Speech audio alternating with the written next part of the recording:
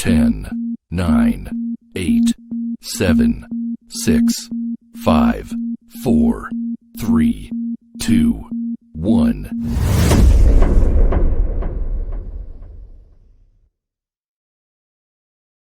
Assalamualaikum warahmatullahi wabarakatuh. Alhamdulillahirrahmanirrahim. Segala puji dan puji senantiasa kita panjatkan kepada Allah Subhanahu wa taala. Salam salawat senantiasa kita sampaikan kepada besar Muhammad SAW dengan mengucapkan salawat. Allahumma salli ala sayyidina Muhammad wa ala alihi wasallam. Pada kesempatan ini saya mau menyampaikan tentang materi kuliah kita, yakni terkait dengan mata kuliah Statistika 1 Ekonomi, Statistika Ekonomi 1, di mana pada kesempatan ini saya akan menyampaikan materi ini sebagai lanjutan daripada pembelajaran yang telah Anda lakukan pada sisi awal, yaitu sisi MIT. Dan pada kesempatan ini akan saya sampaikan lanjutannya dengan topik analisis korelasi dan regresi linier sederhana. Nah, di sini sebenarnya ada dua topik yang akan kita bahas. Yang pertama adalah tentang korelasi, kemudian yang kedua adalah tentang regresi.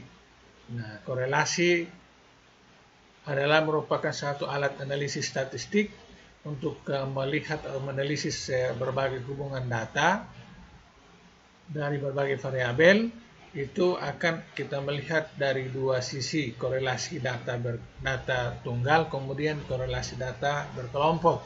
Setelah itu kita akan pelajari lagi regresi. Nah, regresi ada regresi linier sederhana, kemudian regresi berganda.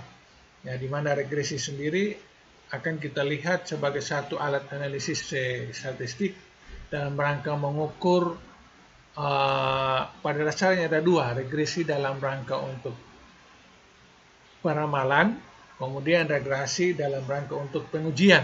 Nah, itu akan kita bahas pada sisi setelah kita membahas tentang korelasi.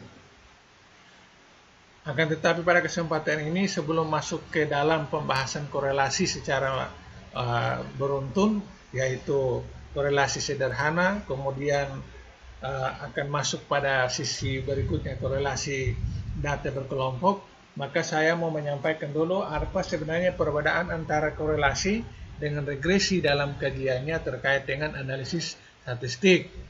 Nah, ini dua-duanya apakah korelasi ataupun regresi adalah merupakan formula atau semacam rumus-rumus tentang menganalisis data. Dua-duanya bicara tentang melihat kejadian-kejadian di dalam kehidupan nyata di lapangan, antara satu kejadian dengan kejadian lain yang saling berhubungan ataupun yang saling berpengaruh. Nah, kalau misalnya satu kejadian dengan kejadian lain kita lihat dari sisi hubungan, maka itu biasa disebut dengan korelasi. Tetapi kejadian itu kita lihat dari sisi pengaruh, satu kejadian berpengaruh kepada kejadian yang lain, maka biasa disebut dengan istilah regresi. Disitulah perbedaannya. Saya ulangi, pertanyaannya, kapan kita menggunakan alat analisis korelasi untuk melihat kejadian-kejadian di lapangan? Begitu pula kapan kita menggunakan regresi untuk melihat kejadian-kejadian dalam lapangan? Maka jawabannya adalah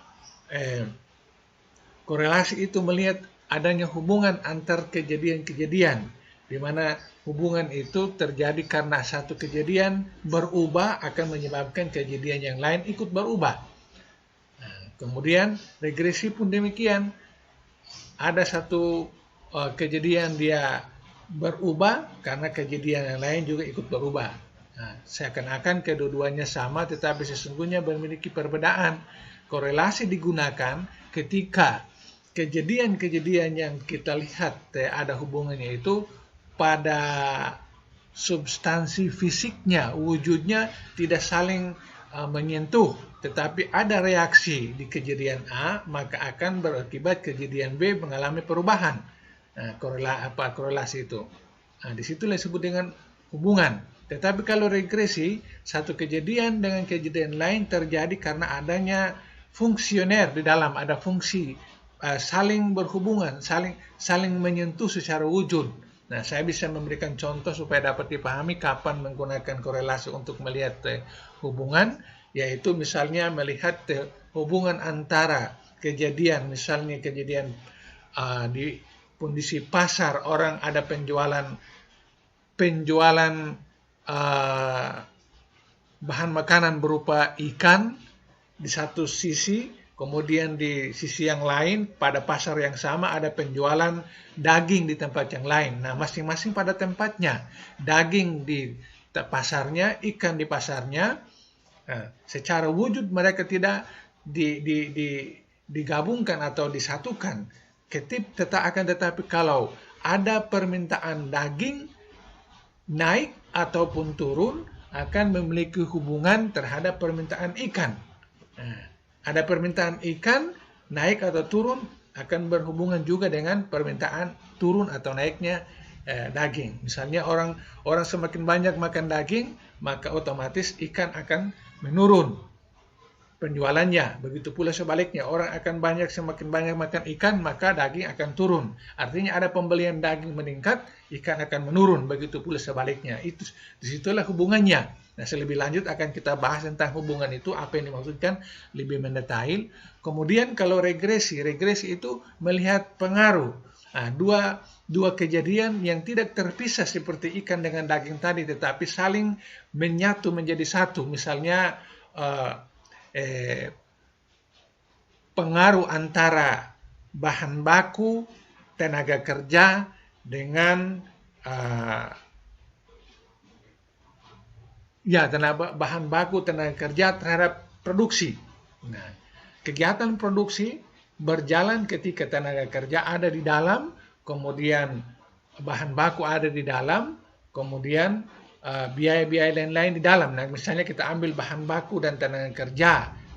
Kita ambil bahan bakunya saja yang berpengaruh terhadap tingkat produksi.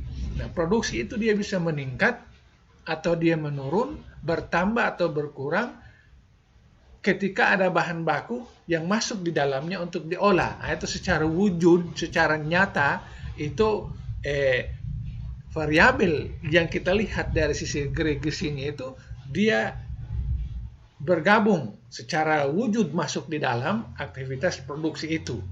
Nah, itu variabel-variabel, ada variabel bahan baku berpengaruh terhadap tingkat produktivitas produksi, atau variabel tenaga kerja berpengaruh terhadap tingkat produktivitas produksi.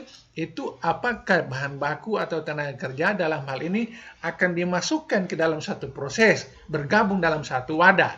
Nah, itu kita lihat sebagai pengaruh regresi.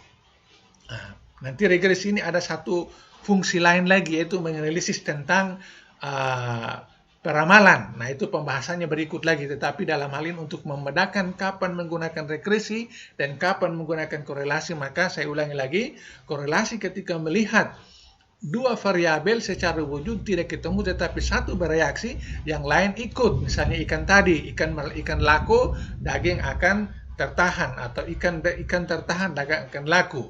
Nah, kemudian sebaliknya kalau regresi seperti begitu, dua variabel yang secara wujud akan ketemu, lalu kemudian bereaksi, lalu melahirkan adanya pengaruh. Nah, mungkin secara ekonomik ada istilah atau istilah ekonomik atau terminologi istilah dalam ilmu ekonomi itu kita mengenal istilah barang-barang substitusi dan barang-barang komplementer. Nah, barang-barang komplementer itu adalah barang-barang yang kalau satu digunakan maka yang lain tidak perlu karena sudah saling menggantikan. Misalnya ikan tadi, ikan sudah dibeli maka tidak perlu lagi daging, atau daging sudah dibeli maka tidak perlu lagi ikan karena saling. Nah, itu barang-barang komplementer. Dengan demikian maka korelasi kalau dilihat cukup melihat apakah barang itu sifatnya komplementer atau substitusi. Nah, begitu pula kalau regresi, kalau melihat sesuatu kejadian itu dilihat kalau misalnya dia sifatnya substitusi, bagian daripada yang lain, maka itu dilihat sebagai pengaruh. Nah, misalnya tadi itu produk atau suatu produk itu substitusinya adalah bahan baku dengan tenaga kerja.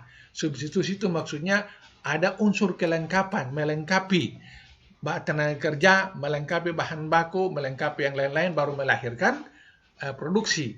Nah, itu substitusi, atau mungkin istilah sederhana seringkali kita mendengar pada saat kita pelajari dasar-dasar ekonomi, ada barang-barang komplementer, misalnya kopi dengan gula. Kopi itu kalau ada tidak perlu lagi gula, karena kopi sudah menggantikan gula dan seterusnya. Atau barang-barang substitusi, misalnya mohon maaf, bukan kopi dengan gula tapi kopi dengan teh. Kopi dengan teh, kalau sudah ada kopi berarti tidak perlu harus minum teh. Kalau sudah ada teh maka tidak perlu harus ada kopi. Nah, sementara kalau barang-barang substitusi, yaitu kopi dengan gula. Ada kopi harus ada gula harus ada kopi, karena itu saling melengkapi. Kalau tidak ada kopi tidak ada rasanya. Nah, itu berarti kalau kita melihat secara uji statistik, maka kopi dengan teh itu dilihat sebagai hubungan korelasi, karena kedua-duanya saling menggantikan. Atau beli satu tidak perlu, beli satu akan mempengaruhi yang lain. Atau misalnya dilihat sebagai regresi, maka dilihat dari sisi substitusinya. Ada kopi maka harus ada gula, kopi, ada juga air. Kalau tidak akan terjadi apa-apa, tidak menghasilkan satu gelas kopi. Nah, itu artinya kita melihat sesuatu kejadian itu ada hubungan ketika dia sifatnya komplementer. Substitusi. Ada hubungan atau tidak, kita lihat kalau sifatnya komplementer. Kemudian kita melihat ada pengaruhnya atau tidak, itu kita lihat dari sisi saling menggantikan, saling melengkapi, substitusionernya tadi itu. Itu perbedaan untuk kita menggunakan istilah rekorelasi atau regresi dalam analisis statistika. Itu sekedar untuk penyampaian terkait dengan membedakan kapan menggunakan korelasi, kemudian kapan menggunakan regresi. Oke. Nah, selanjutnya kita akan bahas lebih mendalam terkait dengan korelasi sampai mungkin 2-3 kali video, lalu kemudian kita akan sambung dengan regresi. Apakah regresi untuk pengujian ataupun regresi dalam rangka peramalan. Regresi peramalan, kemudian regresi pengujian. Pengujiannya itu secara linier sederhana ataupun pengujian secara berkelompok atau secara simultan. Itu akan kelihatan bagian belakangan. Oke. Tadi itu hanya sekedar pembahasan terkait dengan untuk membedakan antara kapan menggunakan hubungan atau korelasi dan kapan menggunakan regresi, yaitu kata kuncinya tadi, menggunakan regresi ketika melihat kejadian itu sifatnya adalah substitusi. Tetapi kalau menggunakan korelasi maka kejadian itu sifatnya adalah komplementer. Artinya tidak secara wujud ketemu tetapi saling menggantikan. Nah, itu. Sekarang kita bahas pentingnya analisis hubungan dalam kehidupan sehari-hari. Di dunia ini kita tidak dapat hidup sendiri tetapi memerlukan hubungan dengan orang lain. Hubungan itu pada umumnya dilakukan dengan maksud tertentu seperti mendapat keringanan pajak, memperoleh kredit, meminjam uang, serta minta pertolongan bantuan lainnya itu. Jadi kata hubungan di sini menunjukkan bahwa kehidupan nyata dalam kehidupan sehari-hari itu kita tidak bisa terlepas daripada yang namanya saling berhubungan. Nah, hubungan di sini menjantakan bahwa masing-masing individu pada tempat posisinya masing-masing, lalu hanya dalam hal-hal perubahan data saja yang saling mempengaruhi, saling berhubungan. Ya, atau misalnya hubungan dilakukan dengan maksud seperti mendapatkan keringanan pajak. Nah, kita subjek, kemudian ada orang lain subjek sebagai orang pajak, kita menginginkan keringanan pajak, kita bagaimana caranya.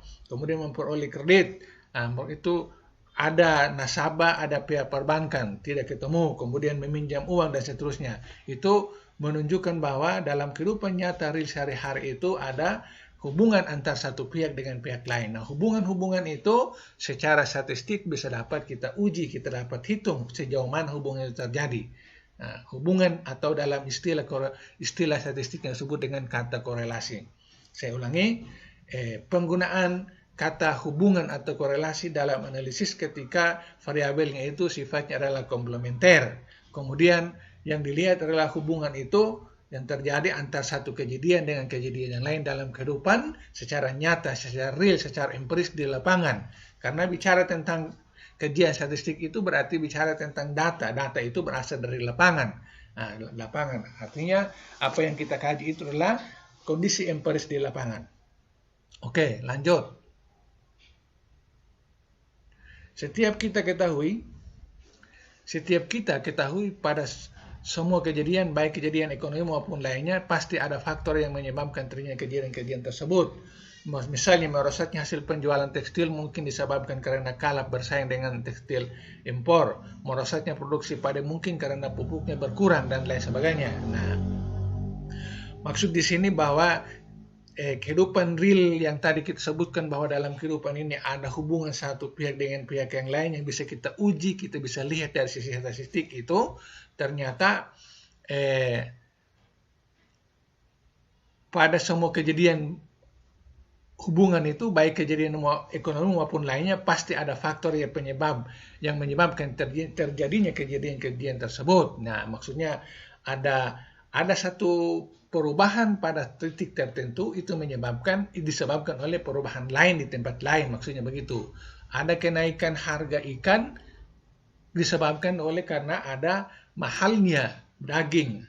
Ada di sini tadi disebutkan di bawah, contohnya merosotnya hasil penjualan tekstil mungkin disebabkan oleh karena adanya kelangkaan, kalah bersaing dengan tekstil impor. Nah, itu jadi merosotnya penjualan hasil tekstil dalam negeri, katakanlah, itu disebabkan oleh faktor impor dari luar negeri. Nah, ini bisa dapat diukur dengan menggunakan model statistik yang disebut dengan korelasi. Kemudian merosotnya produksi padi mungkin karena pupuknya berkurang. Nah, itu produksi padi dia menurun, itu pasti ada penyebabnya. Penyebabnya itu adalah pupuknya menurun. Nah, maka dengan demikian maka kita bisa melihat secara statistik apa hubungan antara seberapa besar hubungan antara pupuk yang dianggap langka terhadap produk padi yang menurun itu.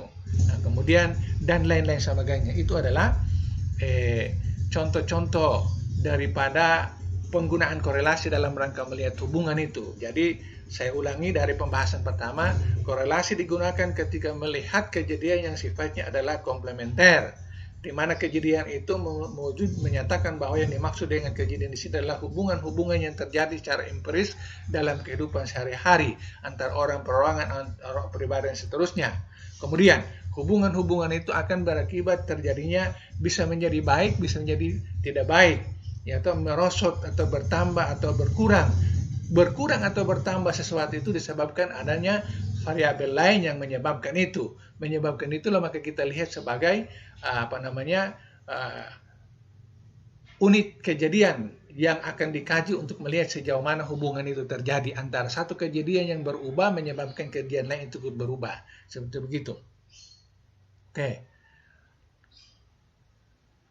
Uraian slide tadi menunjukkan adanya hubungan korelasi antara kejadian satu dengan kejadian yang lain. Kejadian itu dapat dinyatakan dengan perubahan nilai variabel. Nah, itu tadi saya katakan bahwa satu kejadian menyebabkan kejadian lain itu ada karena adanya hubungan. Nah, hubungan tadi itu dinyatakan dalam bentuk angka. Misalnya kejadian-kejadian penjualan tadi, satu mengalami penjualannya itu berupa angka atau nilai itu turun atau naik akan menyebabkan variabel lain yang sifatnya komplementar tadi akan mengalami penurunan atau kenaikan.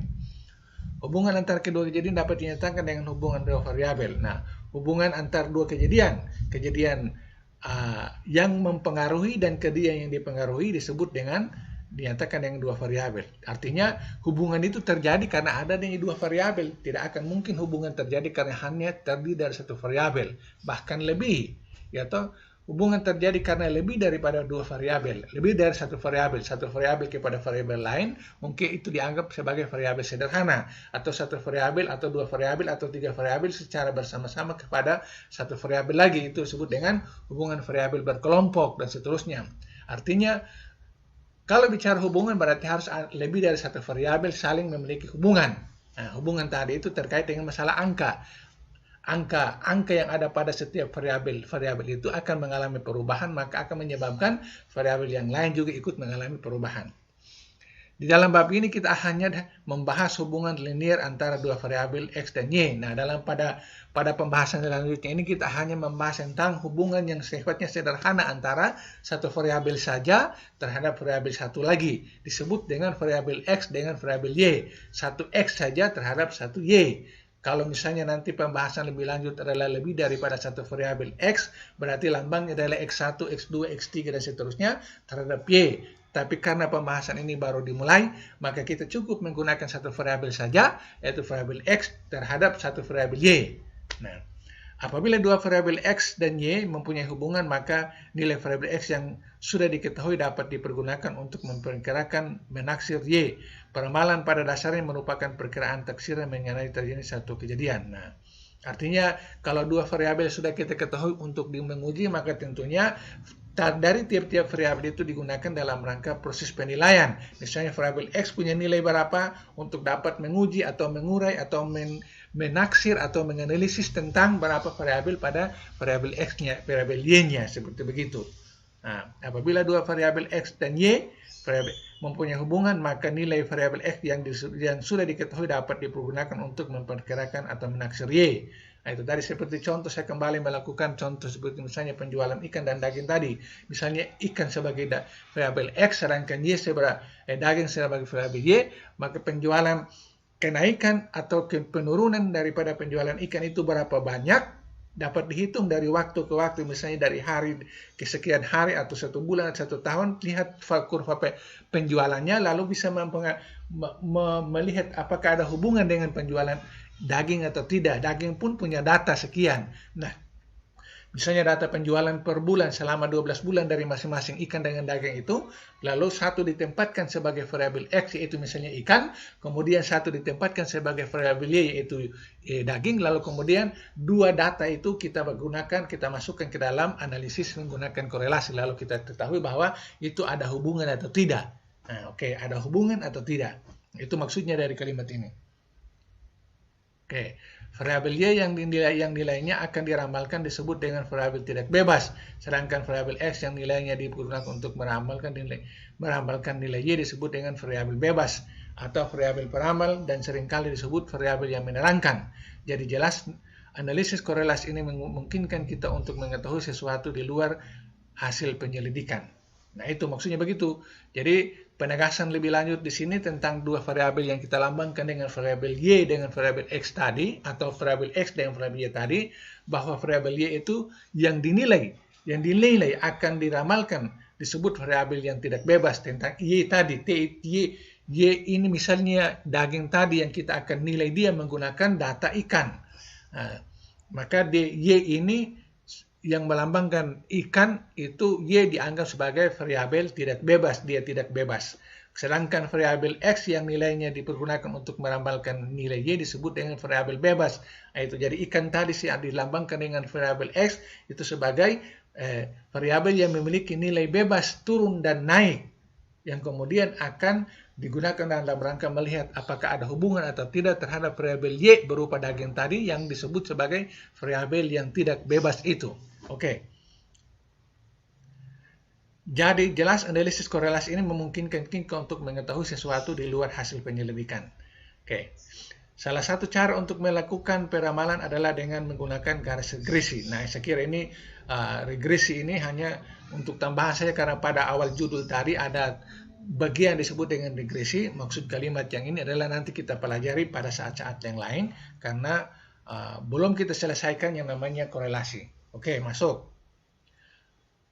Nah, koefisien korelasi dan kegunaannya. Nah, tadi itu hanya pengantar saja. Koefisien korelasi dan kegunaannya. Hubungan dua variabel ada positif dan negatif. Hubungan X dan Y dikatakan positif apabila kenaikan penurunan X pada umumnya diikuti oleh kenaikan atau penurunan Y. Nah, ini. Saya mau menjelaskan.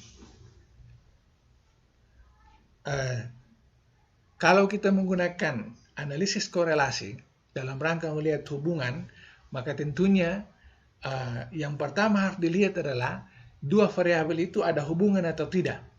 Tentunya bagaimana syaratnya? Syarat-syarat tentang hitungan-hitungan atau istilah statistiknya adalah koefisien korelasi.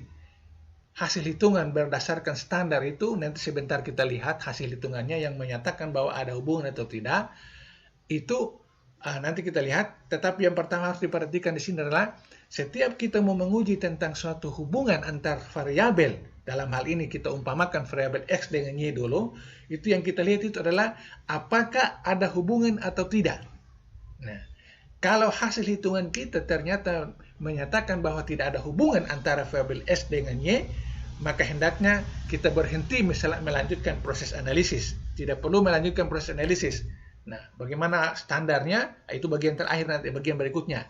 Nah, tetapi kalau hasil analisis daripada dua variabel X dengan Y dinyatakan bahwa ada hubungan, dari hasil analisisnya, koefisien korelasi itu menyatakan bahwa di situ ada hubungan, maka pertanyaan selanjutnya adalah hubungannya itu positif atau negatif. Nah, positif atau negatif.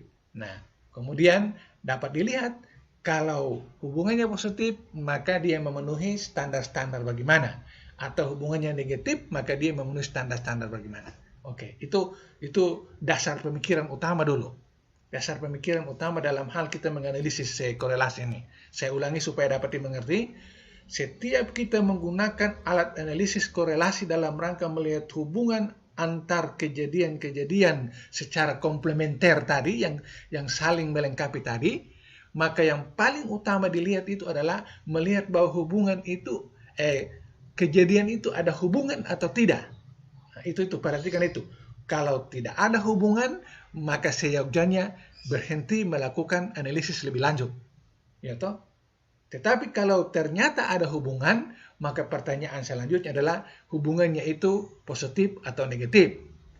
Hubungannya itu positif atau negatif. Nah, untuk melihat ada hubungan atau tidak, ada syarat-syaratnya, ada standar hitungannya. Kemudian hubungannya itu dia positif atau negatif, itu juga ada standar hitungannya. Oke. Kemudian, kalau hubungannya itu dia positif, apakah positifnya itu sangat kuat sekali hubungan positifnya, atau hubungan positifnya lemah? Begitu pula, kalau dia memiliki hubungan dan hubungannya itu negatif, apakah hubungan negatifnya kuat sekali, ataukah hubungan negatifnya lemah? Nah, itu. Jadi 4 itu ada tahapan-tahapan itu. Melihat kejadian itu ada hubungan atau tidak. Kemudian kalau ada hubungan itu positif atau negatif. Kemudian kalau dia positif, apakah positifnya itu positif tinggi sekali atau positifnya rendah? Dan kalau dia negatif, apakah negatifnya itu tinggi sekali atau negatifnya itu rendah?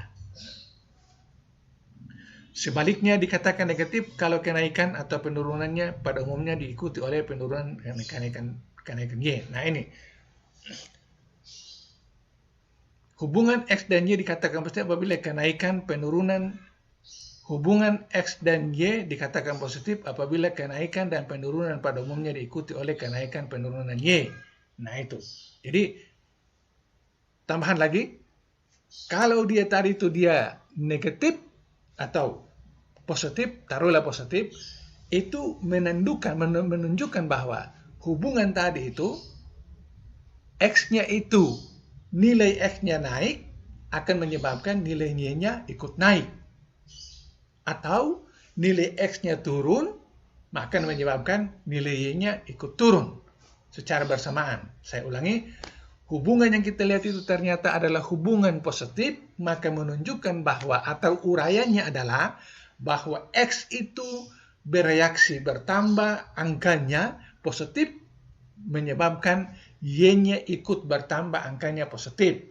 Atau sebaliknya, X-nya itu berkurang angka datanya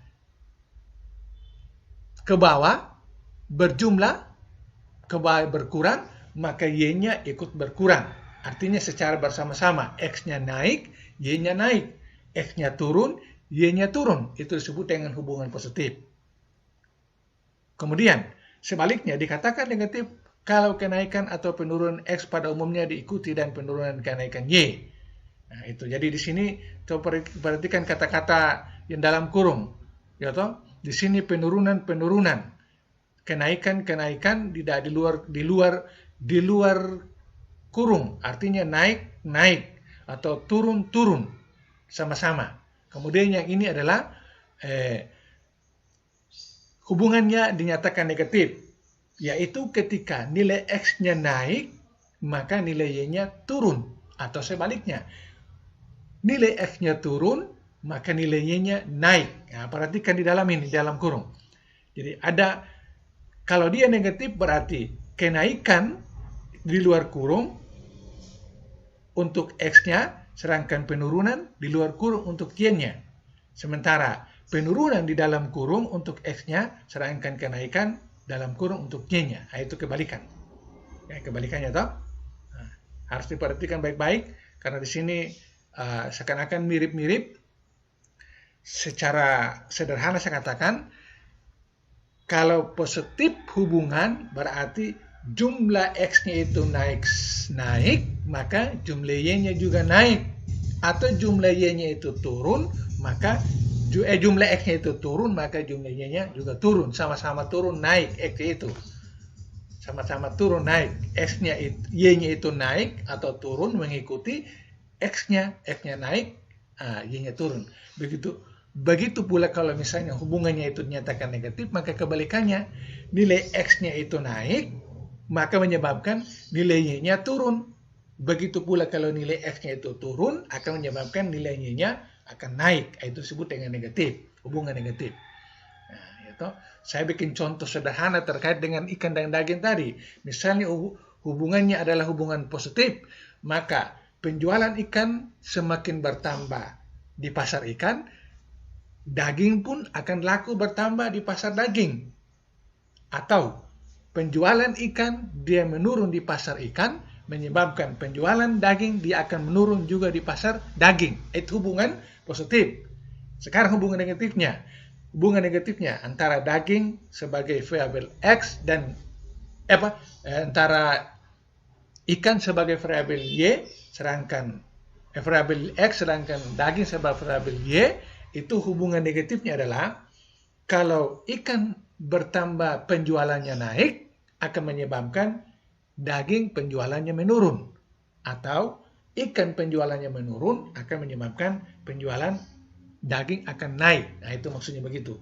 Dalam implementasinya terkait dengan pemahaman hubungan ini. Oke. Nah, ini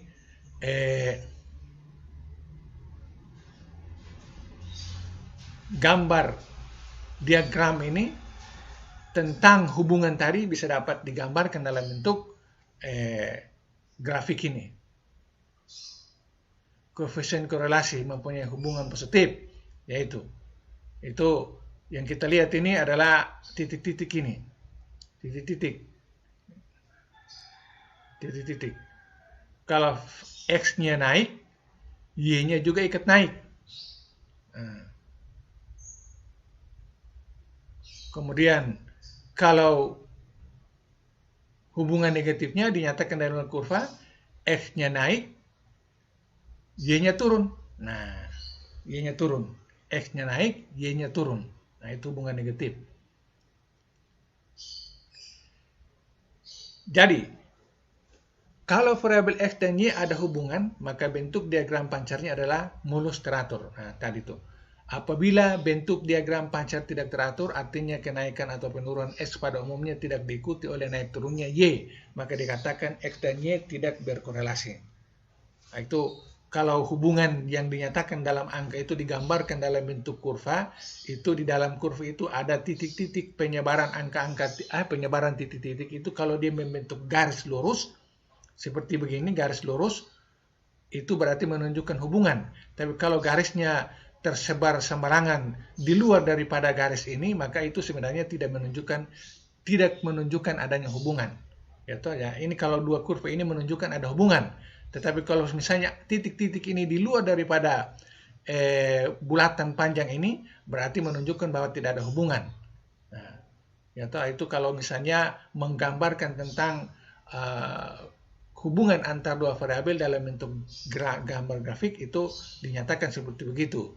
Kalau dia ada pada satu garis deviasinya itu mengikuti atau ada pada satu garis lurus seperti begini, berarti menunjukkan ada hubungan, apakah negatif atau positif. Tetapi kalau titik-titiknya dia menyebar, misalnya ada ke kiri, ke kanan, ke bawah dan tidak merata dan menyebar kemana-mana, itu berarti menunjukkan bahwa tidak ada hubungan. Menyebar itu artinya hasil hitungan koefisien korelasinya itu di luar daripada angka standar. Oke.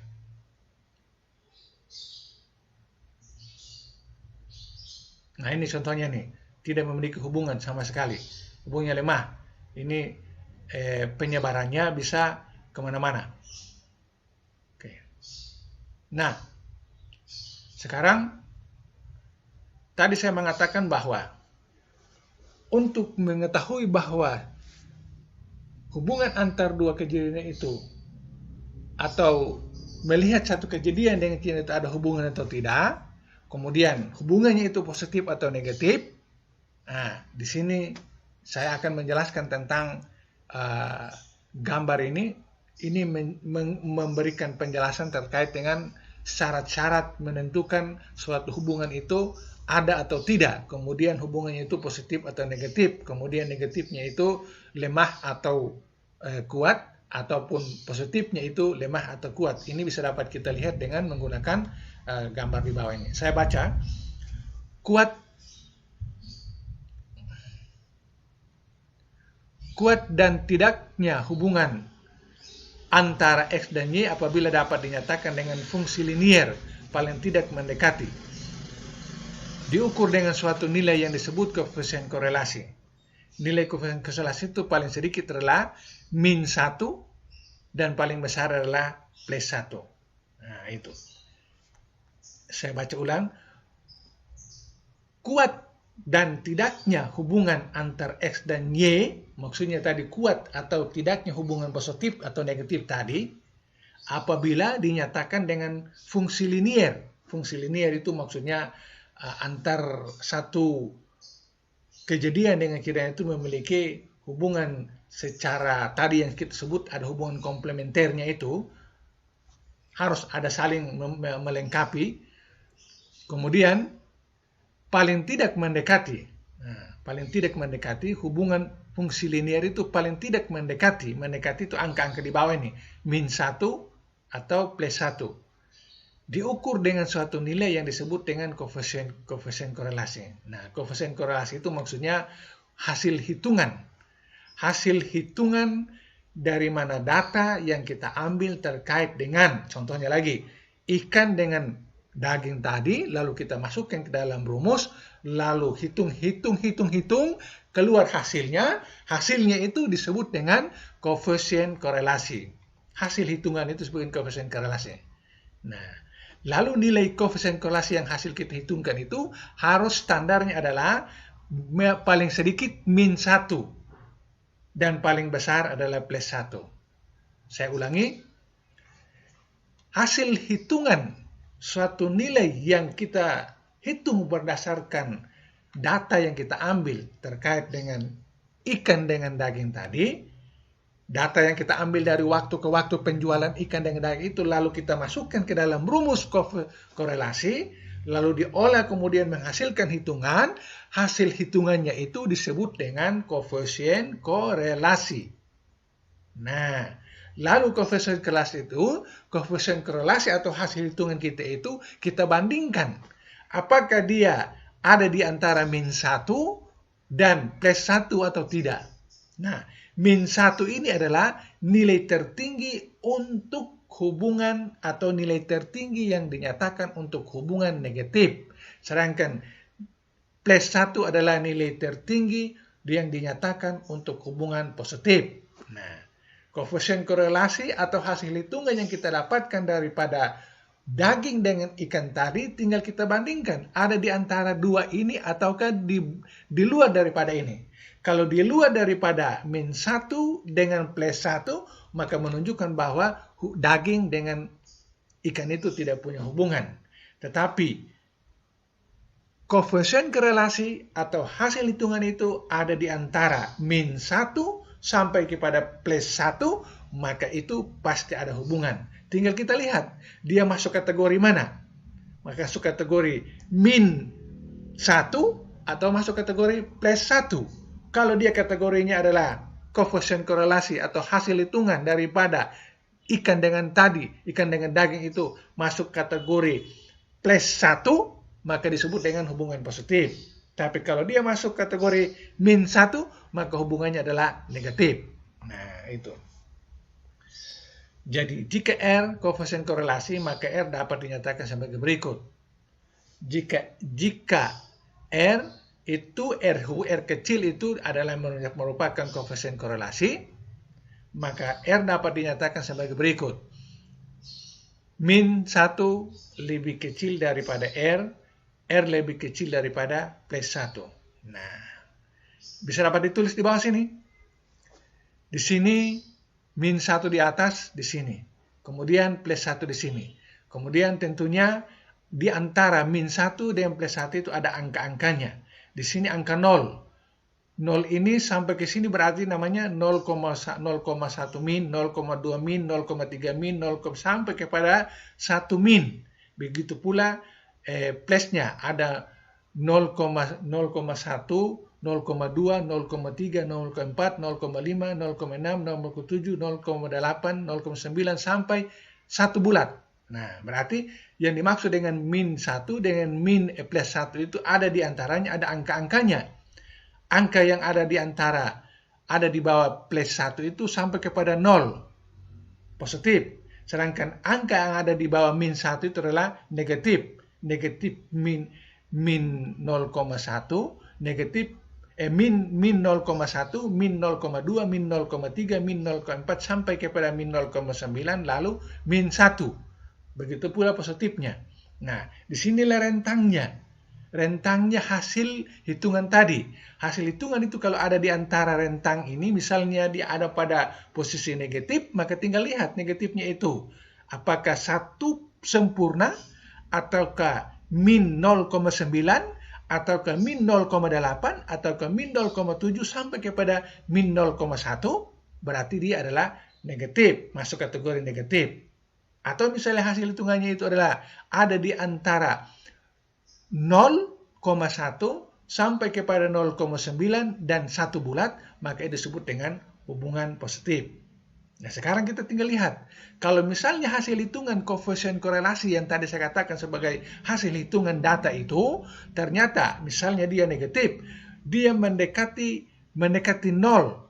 Mendekati 0 itu artinya hasil hitungan koefisien R, koefisien korelasi adalah min 0,2 atau min 0,1, maka hubungan negatifnya adalah lemah. Sampai di sini lemah. Tetapi kalau hubungan negatifnya itu dinyatakan koefisien korelasinya adalah sampai kepada 0,9 ataupun bahkan min 1, saya ulangi, dinyatakan dalam koefisien korelasi min 0,9 atau min 1, maka hubungan negatifnya itu sangat kuat. Jadi semakin ke kiri negatifnya semakin kuat, atau semakin ke kanan mendekati 0, maka hubungan negatifnya lemah. Nah, hasil hitungan itu pasti ada di antara ini. Ada di antara 0 sampai 1 min. Min 0 sampai min 1. Itu wilayah negatif. Begitu pula untuk positifnya. Hasil hitungan positifnya itu bisa ada di antara 0,1 sampai kepada 0,9 dan 1 bulat. Nah, kalau hasil hitungan yang keluar sebagai koefisien korelasi daripada data yang kita olah itu, hasilnya itu mendekati 0,9 atau 1, maka menyatakan bahwa hubungan positifnya itu sangat kuat. Tetapi hubungan positifnya semakin mendekati 0, maka positif tetapi dia lemah. Nah, ini gambarnya. Saya kira ini adalah penjelasan terkait dengan syarat-syarat terkait hubungan itu, apakah dia positif atau negatif, kemudian hubungan positif itu kuat atau lemah, dan negatif itu kuat atau lemah. Nah, itu. Jadi, tadi di awal-awal saya katakan bahwa misalnya dalam analisis kita, satu variabel berhubungan dengan variabel lain, hasil yang kita hitung itu keluar, itu ada di luar 1, misalnya naik jadi 1,1, atau ada di luar min 1, misalnya min 1, min 1,0 atau min 1,1, itu artinya sudah di luar daripada wilayah hubungan ini, maka itu tidak ada hubungan. Saya ulangi, kapan kita melihat satu variabel X terhadap variabel Y hubungannya, hasil hitungannya itu di luar, di atas 1 atau di bawah min 1, maka itu menunjukkan bahwa tidak ada hubungan. Tetapi sepanjang hasil hitungannya atau disebut dengan koefisien korelasi itu ada di antara min 1 sampai 1, maka itu pasti ada hubungan. Tinggal Anda lihat saja hasil hitungannya itu dia negatif atau positif. Kalau negatif berarti masuk kategori hubungan negatif. Kalau dia positif berarti masuk menunjukkan bahwa hubungan itu hubungan positif. Lalu tinggal lihat hubungan negatif atau hubungan positif itu kuat atau lemah, tinggal Anda bandingkan. Kalau misalnya dia negatif, semakin mendekati angka 1 sempurna negatif, maka berarti hubungannya positif kuat. Hubungan negatif kuat. Begitu pula kalau angka 1 hubungan positifnya hasil hitungannya mendekati 1, maka hubungan positifnya sangat kuat. Begitu pula kalau negatif, apakah positif, hubungannya itu semakin mendekati 0, apakah negatif ataupun positif, maka menunjukkan hubungan itu hubungan yang sangat lemah. Nah, begitu. Ini penjelasan, jika R sama dengan plus 1, yang ini maksudnya hubungan X dan Y sempurna dan positif. Nah, jika R sama dengan min 1, yang ini hubungan X dan Y sempurna dan negatif. R mendekati min 1, semakin mendekati sini, yaitu hubungan negatif kuat dan positif. R mendekati min 1, hubungan sangat kuat dan negatif. Nah, di sini maksudnya mendekati 1. Nah, ini. Nah, tapi bisa Anda memikirkan saja atau Anda bisa menganalisis saja kalau ini penjelasannya 1 ataupun min 1 atau mendekati 1 ataupun mendekati min 1, ini penjelasan di bawah. Tapi bagaimana kalau hubungannya itu mendekati 0? Maka tentunya yang Anda gunakan kata-kata lemah. Kata-kata lemah. Nah, itu hubungannya bukan lagi sempurna tetapi hubungannya ada lemah. Oke. Itu adalah penjelasan. Oke. Nah, di sini X dikatakan mempengaruhi Y. Jika berubah, nilai X akan menyebabkan perubahan nilai Y. Akan tetapi naik turunnya Y adalah sedemikian rupa sehingga nilai Y bervariasi. Tidak semata-mata disebabkan oleh X karena masih ada faktor lain yang menyebabkan. Jadi untuk mengetahui berapa besar kontribusi dari X terhadap naik turunnya nilai Y, maka harus dihitung dengan koefisien penentuan. Nah, ini penjelasan ini mungkin belum untuk kita bahas, tapi hanya memberikan pemahaman bahwa sesungguhnya satu variabel Y itu mengalami turun atau naik negatif itu sesungguhnya bukan hanya satu variabel X saja yang memberikan hubungan, mempengaruhi, tetapi lebih daripada satu X. Ya, misalnya tadi itu daging yang harganya bisa turun atau naik, dilihat bisa ada hubungannya dengan ikan. Sesungguhnya bukan ikan itu saja, banyak hal yang menyebabkan daging itu bisa turun naik. Tapi dalam hal ini kita pelajari untuk menyederhanakan kata sederhana itu, maka cukup menggunakan satu variabel X saja. Tapi pada kenyataan kehidupan nyata di lapangan, setiap kejadian Y itu pasti disebabkan oleh berbagai macam X. Nah, X-nya itu bisa X1, X2, X3 dan seterusnya. Misalnya daging tadi itu bukan hanya faktor ikannya saja, tapi mungkin dari sisi jenis daging bisa mempengaruhi, kemudian dari sisi harga, kemudian dari sisi cara pengawetan, kemudian dari sisi penyembelihan dan seterusnya, banyak hal menyebabkan. Nah itu, tapi banyak hal itu tidak kita masukkan dalam analisis kita. Kita hanya menganalisis satu variabel saja karena judul kita adalah korelasi sederhana, berarti cukup satu X saja. Oke. Nah, koefisien korelasi penentuan ditulis Kp, maka untuk menghitung koefisien korelasi digunakan rumus berikut, atau koefisien korelasi sama dengan R kecil pangkat 2. Cara menghitung R adalah sebagai berikut. Nah, ini adalah rumus. Nah, ini dua rumus ini. Rumus tentang menghitung koefisien korelasi tadi.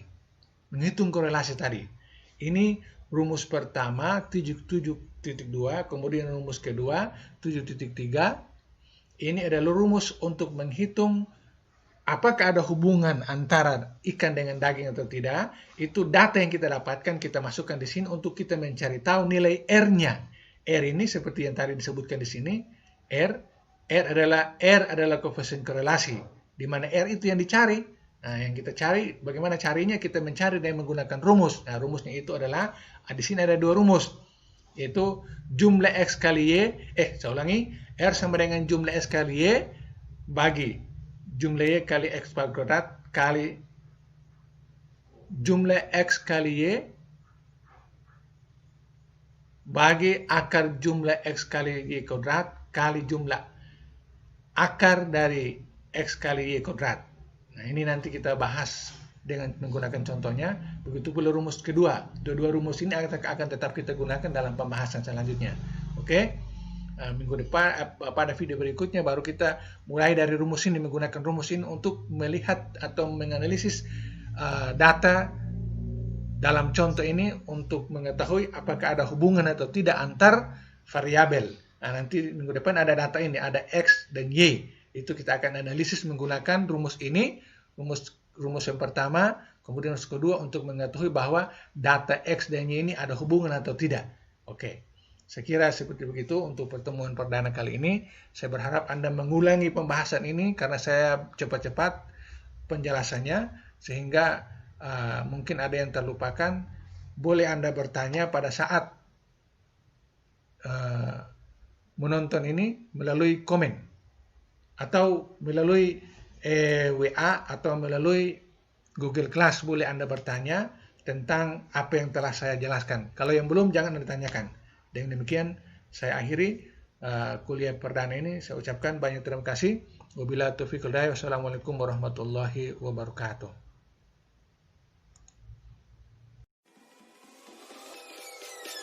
Peace.